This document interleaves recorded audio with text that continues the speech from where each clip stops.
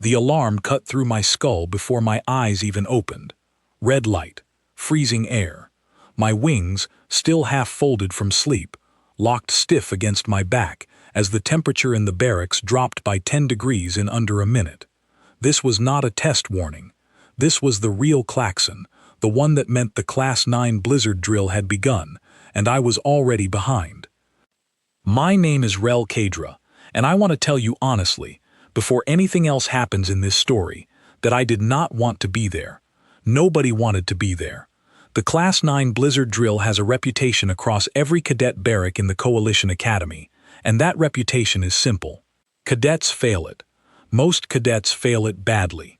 Some cadets fail it in ways that end their careers before those careers even begin. I grabbed my thermal suit off the rack, my clawed fingers shaking as I sealed the front clasp. Outside the barrack window, the training moon was already turning white. Wind speeds climbing past 120 kilometers an hour. Visibility dropping toward zero. Somewhere above us, in a warm orbital station, Drill Master Osger was watching every one of us on 100 different screens, and I knew, even then, that he was not going to feel sorry for a single one of us. 53 cadets were dropped onto that moon that morning. I want you to remember that number, because by the end of this story, it is going to matter more than you think. We were marched, single file, into a transport pod that smelled like scorched metal and old fear. Nobody spoke. Beside me stood a cadet named Daniel Cole, human, tall, with the kind of nervous energy that made his boots tap against the floor, even when he was trying to stay calm. On my other side was a smaller cadet, also human, with dark hair pulled back tight and a look on her face that I could not read at all. Her name tag said Mara Voss. I did not know it yet, but Mara Voss was about to become the only reason any of us survived what came next, with our dignity even partly intact. The pod door opened, and the storm hit us like a wall. I have flown through ion storms. I have crash-landed on volcanic outposts during first-year training. Nothing prepared me for the moment. That door slid open, and the wind took the breath straight out of my lungs before I had even taken a single step onto the snow. My hollow bones, built for speed and altitude, were never built for this. Within seconds, my joints ached. Within a minute, my wings had gone numb. Around me, cadets scattered in every direction, following emergency drill patterns we had rehearsed 100 times in warm simulation rooms that meant absolutely nothing out here. I saw an insectoid cadet named Threll try to dig into the snow for shelter, his exoskeleton cracking audibly with each strike of his tool. I saw a reptilian cadet, Sesh, simply stop moving less than 200 meters from the drop point, his internal temperature regulator overwhelmed in minutes. And through all of it, through the screaming wind and the cadets shouting over each other on the emergency channel, I heard something that did not belong. Somewhere off to my left, faint but clear, I heard someone humming. I told myself I imagined it. Nobody hums during a Class 9 storm. Nobody hums while their blood is trying to freeze inside them. I did not have time to think about it further, because that was the moment my own legs gave out beneath me. I want to be honest about what happened next, because there is no dignity in pretending otherwise. I fell into a snowbank and could not get back up. My wings, my pride, the thing that made me who I was, had become useless slabs of frozen tissue strapped to my back. I activated my emergency beacon at hour 10, one of the first cadets to do so, and I lay there in the white nothing, waiting for a rescue sled, feeling like I had failed everyone who had ever believed I could make it through this academy. The rescue sled found me 20 minutes later. As it lifted me off the ground, wrapped in a heating blanket that felt like the greatest luxury I had ever experienced, I looked out across the storm one last time before the hatch closed. And in the distance, through the white blur of snow, I thought I saw a small figure standing perfectly still, unbothered, watching the storm the way the rest of us might watch gentle rain fall against a window. It was Mara Voss, and she was not shivering at all. The sled carried me up through the atmosphere, away from the storm, away from the cadets who were still falling one after another, like pieces on a board being swept clean. I did not know it then, but by the time the storm ended, 52 of the 53 cadets dropped onto that moon would fail the drill completely. Only one would not. And when Command later asked her what had gone wrong out there, what had nearly killed her, what equipment had failed, and what tactics had saved her life, Mara Voss was going to give an answer that none of us, not the instructors, not the medical staff, not a single person in that debriefing room, would ever forget. But that part comes later. First, you need to understand exactly how the rest of us failed, one by one, while she simply built a fire. The infirmary bed was warm, and I hated how much I loved that warmth. A nurse named Priya moved between cots, checking readouts, murmuring quiet instructions to an assistant droid, while around me, the other cadets who had been pulled from the storm groaned, coughed, and in a few unfortunate cases, cried without shame. Nobody judged anybody else for crying, not after what we had just been through. I asked Priya how many cadets had been evacuated so far. She checked her tablet, her expression carefully neutral in the way medical staff learned to master early in their training. 31, she said, and climbing. 31 out of 53, and the drill had barely passed its first 6 hours. I want to walk you through what happened out there, because I only learned the full picture later, piecing it together from mission logs, helmet camera footage, and the shaky, half-embarrassed accounts of cadets who eventually recovered enough to talk about it. It is not a pleasant story, but it is an honest one, and honesty matters here. Threll, the insectoid cadet who had tried to dig into the snow, discovered within the first hour that his exoskeleton, perfectly suited for the arid canyons of his homeworld, simply could not handle sustained cold. Cracks spread across his outer shell like frost patterns on old glass. He triggered his beacon at the 50-minute mark, one of the very first cadets pulled from the field, humiliated but alive. Sesh, the reptilian cadet, lasted only slightly longer. His internal biology, built for regulating heat rather than generating it, shut down piece by piece as his body tried desperately to protect its core organs. He was found curled into a tight coil beneath a rock outcrop, barely conscious, his beacon triggered by an automatic failsafe rather than his own hand. A cadet named Olivia Grant, human, tried to build a shelter out of packed ice blocks, following a technique she had studied in survival manuals. It should have worked. It might have worked, if the wind had not shifted direction 3 times in the space of an hour, collapsing her structure twice before she gave up entirely and simply held onto her supply pack, waiting for rescue with tears freezing on her face before the medics reached her. A cadet named Ethan Wells attempted something bold and, in hindsight, deeply unwise. He tried to keep moving the entire time, believing that constant motion would keep his body temperature high enough to survive. For a while, it worked. Then his legs gave out from exhaustion at hour 7, and he collapsed in the open, fully exposed to the wind, and had to be located using thermal imaging because visibility had dropped to almost nothing by then. One after another, story after story, the pattern repeated. Cadets from a dozen different species, each built by evolution or engineering for entirely different worlds. None of them built for this one. It was not a story of failure through laziness or lack of effort. Every single cadet who fell that day fought as hard as they could. They simply were not made for a storm like this. And that is what made what came next so difficult for any of us to understand. Around hour 4, while I was still lying frozen in the infirmary listening to updates through a shared comm channel that Priya had left open out of what I can only assume was morbid curiosity, a strange piece of footage began circulating among the recovering cadets. Someone had managed to catch a few seconds of helmet camera video before their own equipment failed, and it showed, from a distance, a small figure calmly working, not fighting the storm, not running, not panicking, working.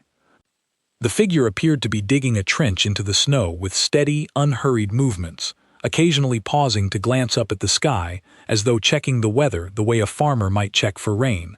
There was no visible urgency in the posture at all. It looked, absurdly, like someone doing a chore.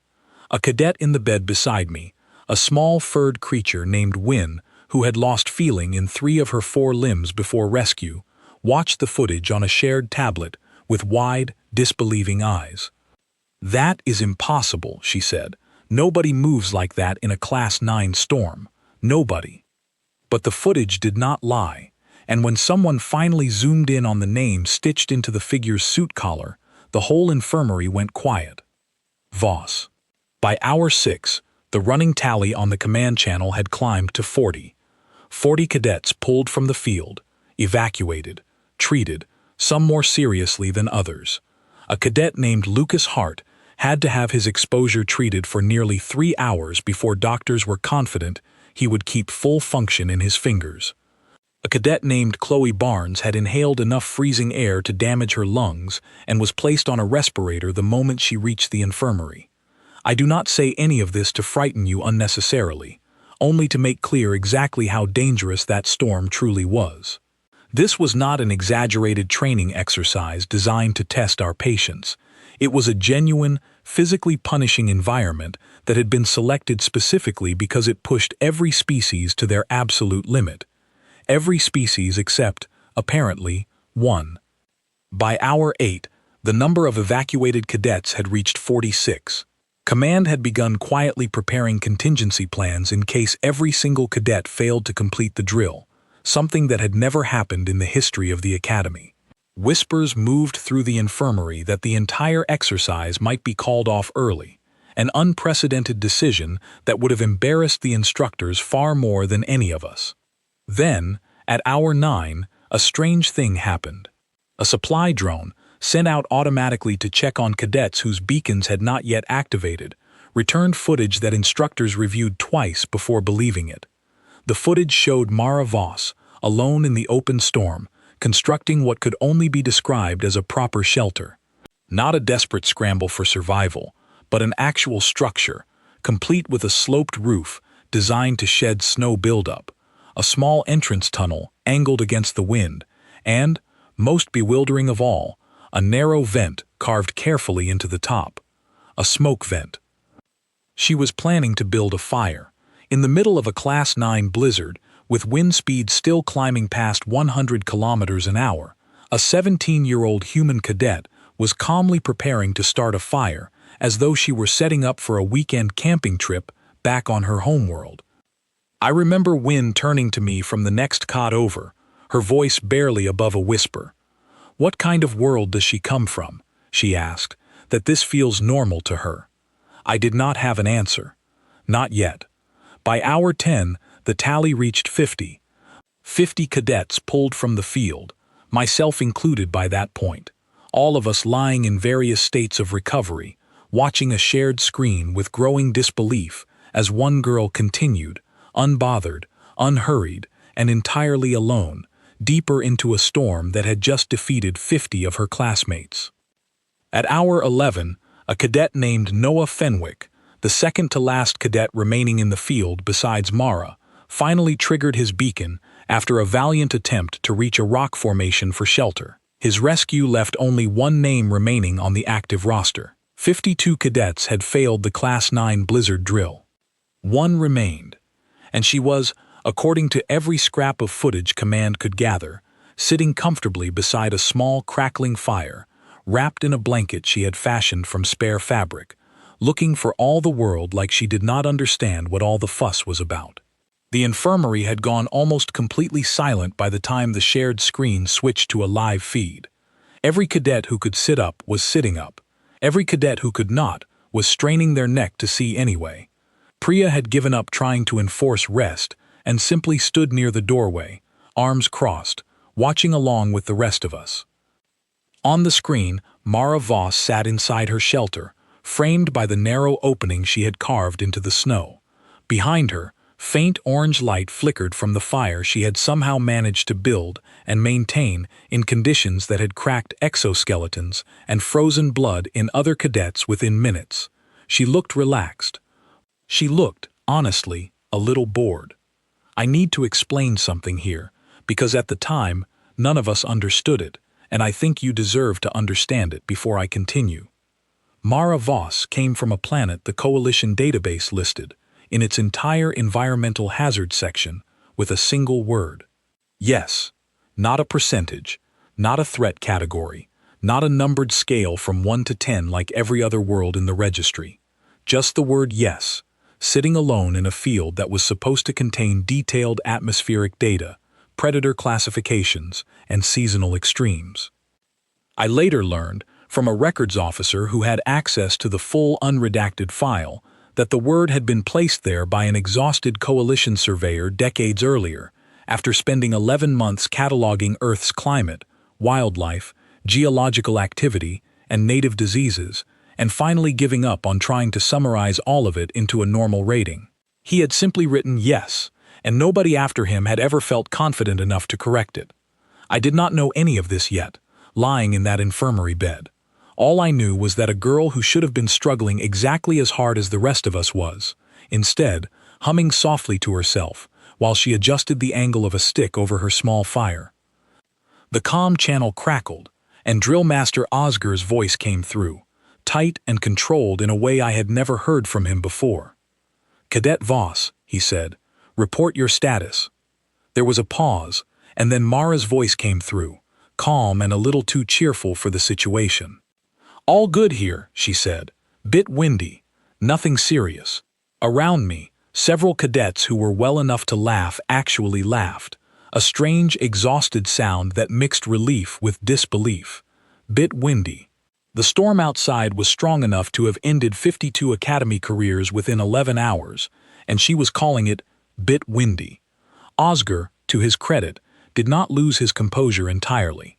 He asked her to confirm her supplies, her injuries, and her intended plan for the remainder of the drill. Mara answered each question with the same relaxed tone, listing off her supplies as though reading a shopping list, confirming she had no injuries beyond a small scrape on her hand from gathering firewood, and stating simply that she intended to wait out the storm and complete the full remaining duration of the exercise as instructed. Then something happened that none of us expected. A separate emergency channel crackled open, one normally reserved for medical coordination between rescue teams. A voice came through, weak and struggling, belonging to a cadet named Grace Bennett, who had been located by a rescue drone but whose sled had been delayed due to a mechanical fault caused by the storm. She was still out there, alone, her extremities beginning to freeze, her voice thin with fear. "I cannot feel my hands," she said. "I cannot feel my hands, and the sled is not responding." Panic rippled through the medical staff monitoring the channel. A rescue drone was rerouted immediately, but the storm made travel slow, and everyone listening understood the danger of every passing minute. Frostbite, in a storm like that, could become permanent damage with frightening speed. And then, before any instructor could respond with useful guidance, Mara's voice cut through the channel again, steady and clear. "Grace," she said, "listen to me. Do not rub your hands together. I know it feels like the right thing to do, but it will damage the skin further. Tuck them under your arms, against your body, and keep your fingers moving very slowly, just a small flex, over and over. Do not try to make a fist, just small movements. And breathe through your nose, not your mouth. It will help you hold on to body heat a little longer." There was a stunned silence on the channel. Then, hesitantly, Grace's voice returned, slightly steadier. "Okay," she said. "Okay, I am doing it." "Keep talking to me," Mara said. "Tell me about something boring. Your favorite meal. Anything. It will help pass the time until the drone reaches you." And so, in the middle of a storm that had already defeated 52 cadets, a 17-year-old girl, who was somehow completely unaffected by the conditions, spent the next 6 minutes calmly talking a frightened, freezing classmate through basic frostbite prevention, while the rescue drone fought its way through the wind toward her location. When the drone finally arrived and lifted Grace to safety, the entire infirmary let out a breath I do not think any of us realized we had been holding. Osger's voice returned to the channel, quieter now, almost careful. "Cadet Voss," he said, "where did you learn frostbite treatment techniques of that quality?" There was a short pause before Mara answered, and when she did, her tone carried no particular weight, no sense that she had done anything unusual at all. "Scouting," she said, Everyone learns that where I am from, it is kind of basic stuff. Basic stuff. The techniques that had just saved a classmate's fingers, techniques that our own medical staff had been scrambling to communicate over the channel before she beat them to it, were, to her, basic stuff. I spent the rest of that hour thinking about what kind of childhood produced a person who considered advanced cold weather survival to be basic.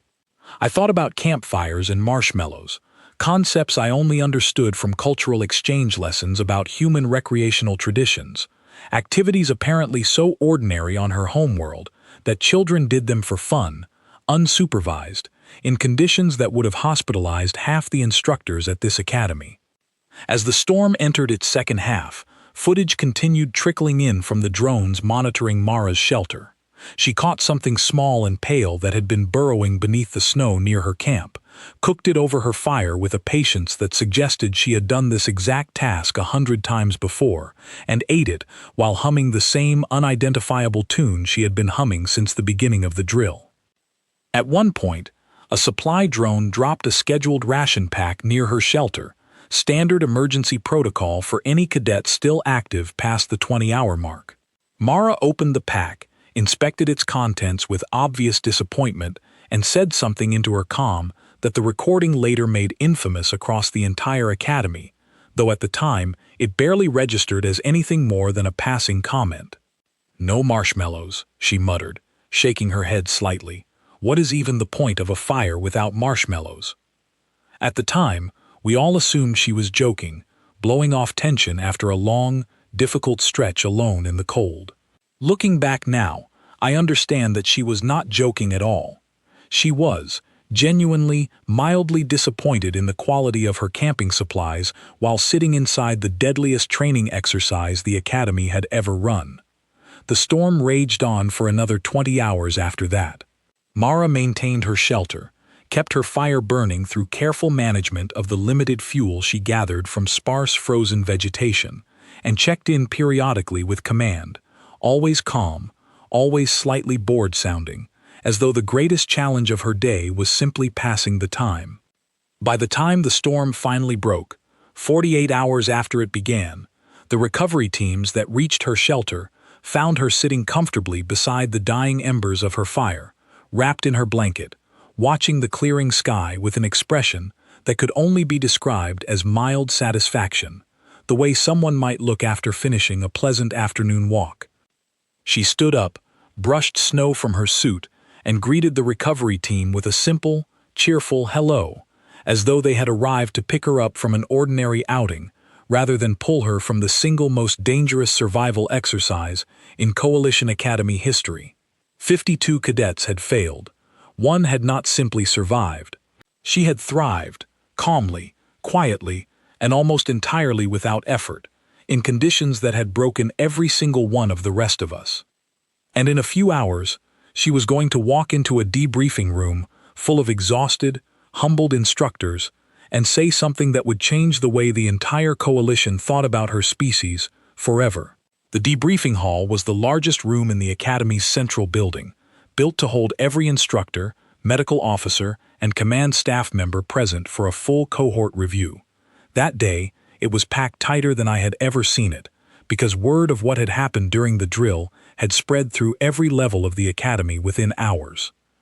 I was allowed to attend, propped in a chair near the back with a heated blanket still wrapped around my shoulders, my wings aching under layers of bandaging. Around me sat dozens of other recovering cadets, some in worse condition than me, all of us there for the same reason. We needed to see this for ourselves. At the front of the room sat a long table of instructors, led by Drill Master Oscar himself, flanked by Senior Medical Officer Colonel Harlan Briggs and several other staff members, whose names I did not know, but whose expressions told me everything I needed to understand about how seriously this debriefing was being treated. This was not a routine review. This was a reckoning. 52 cadets, Oscar began, his voice carrying easily across the silent hall. 52 cadets failed the Class 9 Blizzard drill within the first 11 hours. 3 required extended medical treatment. 1 required surgical intervention. This is, without exaggeration, the worst outcome in the recorded history of this exercise. He paused, letting the numbers settle over the room. Nobody spoke. Nobody dared to. And yet, he continued, one cadet completed the full duration of the exercise without injury, without significant equipment strain, and without requesting a single form of assistance beyond a scheduled supply drop. Cadet Voss, please stand and provide your account of the exercise. Mara stood from her seat near the front of the hall, her posture relaxed, her expression calm in that same unbothered way I had seen throughout the entire ordeal. She looked, if anything, slightly amused by the intensity of the room around her. Sure, she said. What do you want to know first? Begin with your equipment, Oscar said. Did anything malfunction? Did your suit's thermal regulation system perform as expected? Mara considered this for a moment. Mostly fine, she said. The boots run a little cold around the ankles if you are standing still too long. But that is easy to fix. You just keep moving your toes every few minutes. Nothing major. A murmur ran through the room. Oscar made a note, his expression unreadable. And your shelter construction, he continued. You built what appears to be an advanced snow structure within the first 2 hours of the drill. Where did you learn that technique? Family trips, Mara said simply. My dad used to take us out every winter. You learn pretty fast that a bad shelter means a bad night, so you just get good at it. Colonel Briggs leaned forward slightly. Cadet Voss, he said, our medical staff would like to understand something.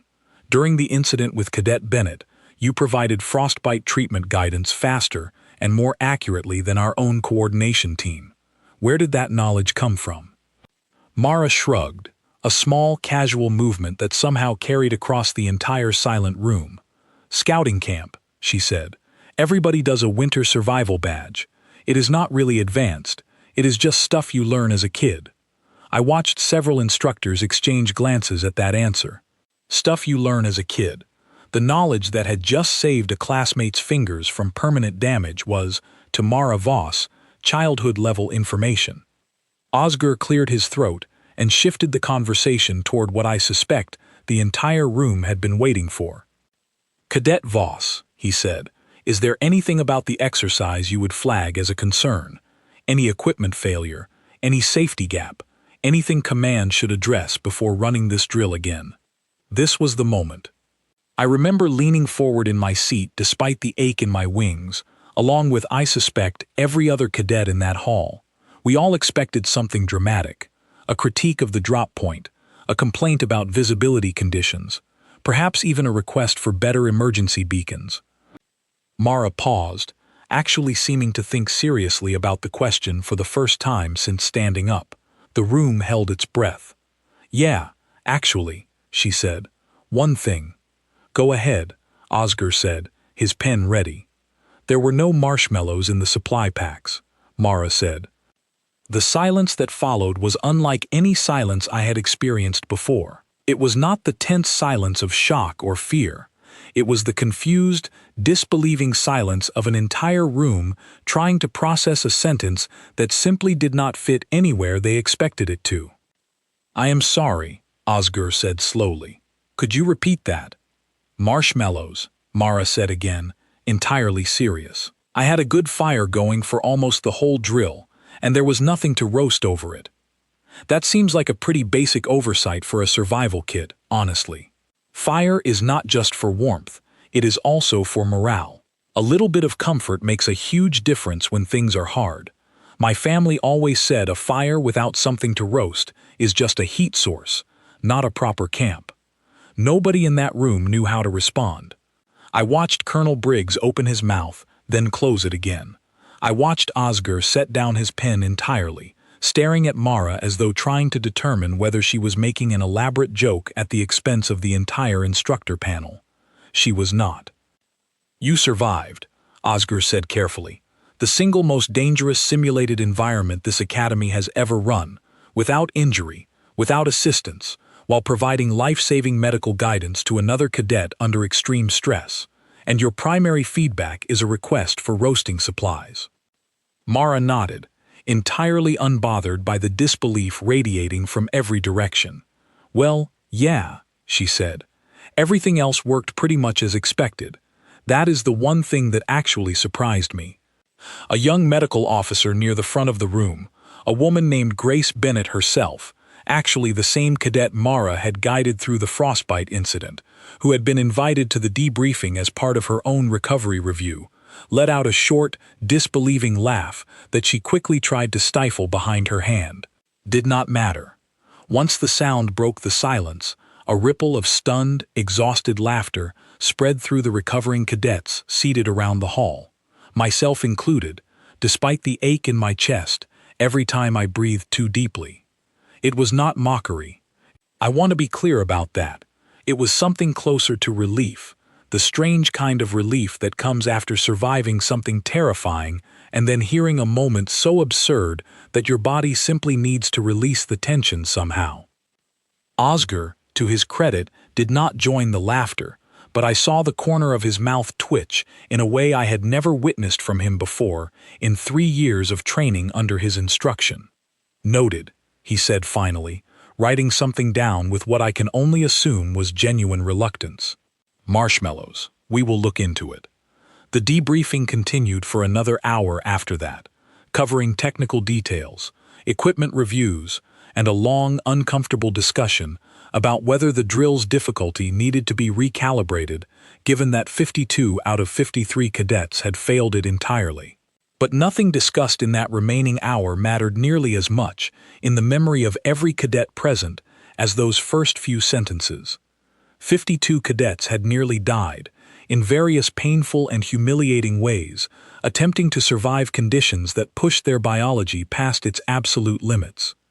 And the one cadet who not only survived but thrived, who talked a frightened classmate through a medical emergency with the calm authority of someone reciting a grocery list, walked away from the entire experience with exactly one complaint: not enough marshmallows. I did not fully understand, sitting in that hall with bandaged wings and a body still recovering from hypothermia, just how much that single sentence was about to change everything the Coalition believed about the planet Mara Voss called home. The story of the Marshmallow complaint did not stay contained within the debriefing hall. Within a day, it had spread through every barrack in the academy. Within a week, it had reached instructors at sister academies across 3 different systems. By the end of the month, it had become something closer to legend than incident report, repeated and slightly exaggerated with each retelling, though the core of it never needed exaggeration to be remarkable. I spent the following weeks recovering fully from my injuries, my wings slowly regaining their strength under careful physical therapy, and during that time I found myself thinking constantly about Mara Voss and the planet that had produced her. I was not alone in this. An entire wing of the Coalition's Xenobiology department had apparently begun requesting updated environmental data on Earth almost immediately after reviewing the drill's footage. I later spoke with a records officer named Daniel Cole, the same cadet who had stood beside me the morning of the drill, who had failed the exercise himself at hour 3, but had gone on, in the following months, to take an interest in exactly the questions I had been asking myself. He had access to portions of the updated survey requests, and what he told me changed the way I thought about the entire ordeal. The original hazard rating for Earth, the single word yes sitting alone in an otherwise empty field, had apparently been treated for decades as something of an academy joke, a strange clerical shorthand nobody had bothered correcting because no cadet from Earth had ever attended the academy before Mara. When her application arrived, an administrator had simply copied the rating forward without much thought, assuming it was some kind of placeholder error. It was not an error. Updated survey teams sent to Earth in the months following the drill returned with findings that, according to Daniel, caused genuine alarm among certain sections of Coalition leadership. Earth's surface hosted extreme temperature ranges across different regions, from deserts capable of causing fatal dehydration within hours to polar regions with storms that made the training moon's blizzard look, in the words of one surveyor, mild by comparison. Its oceans contained predators capable of ending a life in seconds. Its wilderness held creatures both large and microscopically small that had, across the planet's history, proven capable of ending human lives through nothing more than an unlucky encounter. And despite all of this, or perhaps because of it, humans had spent generations developing not just the skills to survive such conditions, but entire cultural traditions built around voluntarily seeking them out for enjoyment. Recreational activities that involved climbing dangerous heights, swimming in open water shared with large predators, and yes, camping through freezing nights in tents thinner than a standard emergency blanket, all treated not as extreme survival challenges, but as ordinary weekend activities, the kind children were introduced to as a normal part of growing up.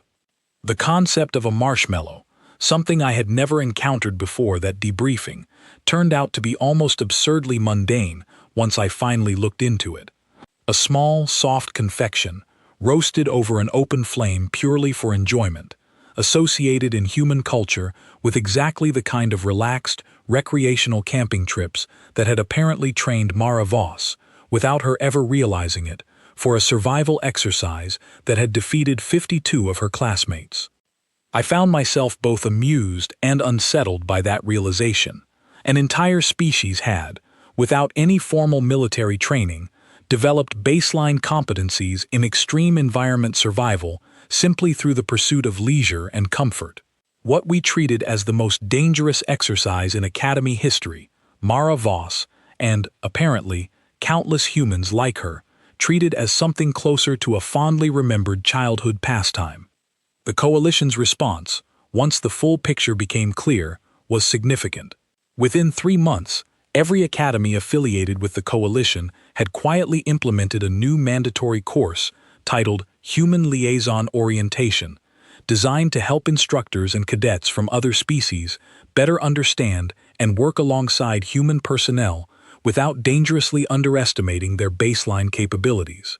I sat through the first session of that course myself, and I remember the instructor, visibly uncomfortable, explaining to a room full of skeptical cadets that yes, this was a serious course, and no, the fact that a human teenager complained about snack quality after nearly dying was not the strangest thing the instructors had learned about the species that month. Mara herself seemed almost entirely unaware of the scale of the reaction she had caused. I ran into her a few weeks later, in the Academy's central courtyard, sitting alone on a bench, eating from a small bag of what I now recognized as marshmallows, apparently sourced through some arrangement she had made with the Academy's supply office following her formal complaint. I asked her, somewhat nervously given everything I now understood about her homeworld, whether she had any idea how much attention her comment during the debriefing had caused. She looked up at me, genuinely surprised. "It was just a comment," she said.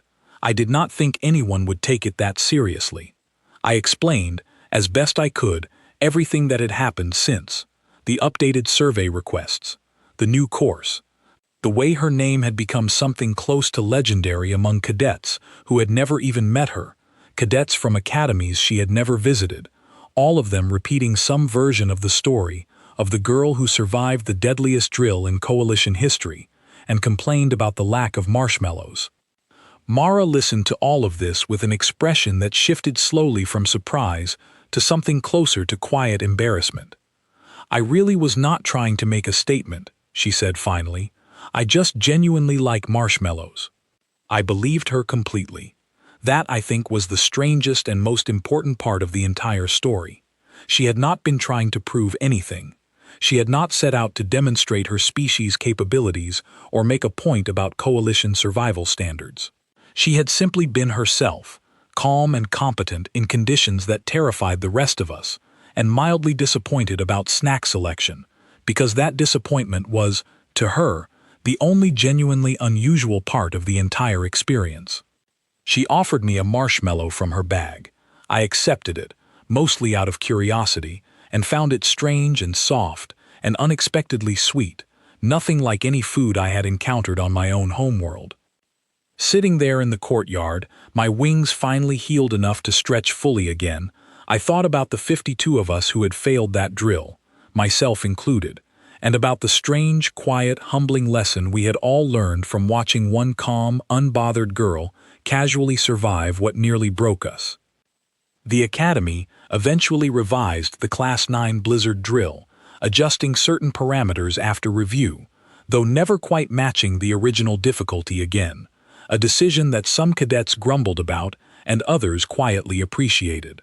The mess hall, following an official supply directive that still makes me smile whenever I think about it, began stocking marshmallows permanently, listed in the official inventory system under the surprisingly formal classification of essential survival provisions, a designation nobody in command ever bothered to challenge again. Grace Bennett, the cadet whose fingers Mara had helped save that day, went on to specialize in emergency medicine, crediting the incident as the reason she chose that path. Daniel Cole eventually transferred into records and historical documentation, driven largely by his fascination with the updated Earth survey data that the drill had indirectly triggered. As for me, I still cannot fly through cold air without remembering exactly how my wings felt locking up during those first few minutes of the storm. But I also cannot see a lit fire anywhere without thinking of a calm, unbothered voice somewhere out in that blizzard, humming quietly to herself, mildly disappointed that nobody had thought to pack marshmallows for the deadliest survival exercise the Coalition Academy had ever run. 52 cadets failed that drill. I was one of them, and I am not ashamed to say so anymore. We were simply never built for a world like hers. And somewhere out among the stars, an entire species was quietly discovered to be far more remarkable and far more terrifying than anyone in the Coalition had ever imagined, all because one girl missed her marshmallows.